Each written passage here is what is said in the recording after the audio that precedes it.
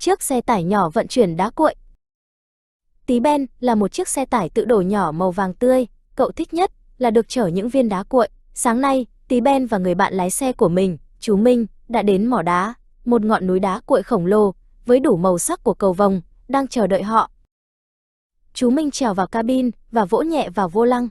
"Nào Tí Ben, chúng ta bắt đầu công việc thôi," chú nói với một nụ cười. Bên trong cabin có rất nhiều nút bấm và cần gạt.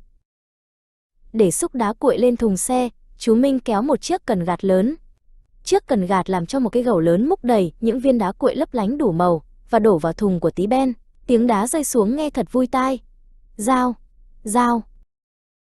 Chẳng mấy chốc, thùng của Tí Ben đã đầy ắp những viên đá cuội tròn trịa, đủ màu sắc. Cậu cảm thấy mình thật nặng, nhưng cũng thật tự hào. "Thùng xe đầy rồi, chúng ta đi thôi," Tí Ben reo lên.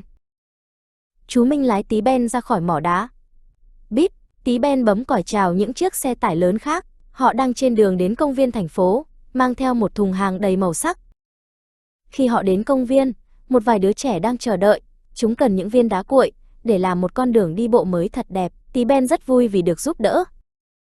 "Được rồi Tí Ben," chú Minh nói, "đã đến lúc cho mọi người thấy phép thuật của cậu rồi." Chú Minh đẩy một chiếc cần gạt khác. Đẩy.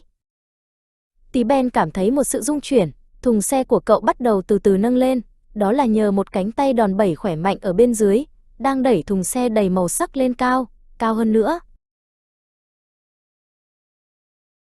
Ao, với một cú nghiêng cuối cùng, tất cả những viên đá cuội rực rỡ đã trượt hết ra ngoài và đổ xuống đất thành một đống lớn. Chúng rơi đúng vào nơi cần thiết để làm con đường mới. Thùng xe của Tí Ben giờ đã trống không và nhẹ bẫng.